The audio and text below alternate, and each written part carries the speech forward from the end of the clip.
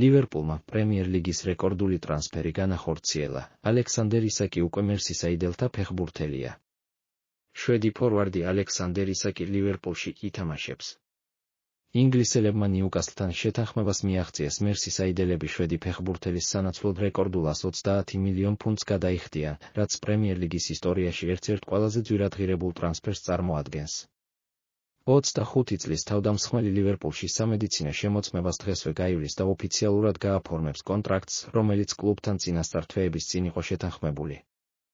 აღსანიშნავია ისიც, რომ ისაკს თავიდანვე მხოლოდ ლივერპულში თამაში სურდა და სხვა ვარიანტებს არ განიხილავდა.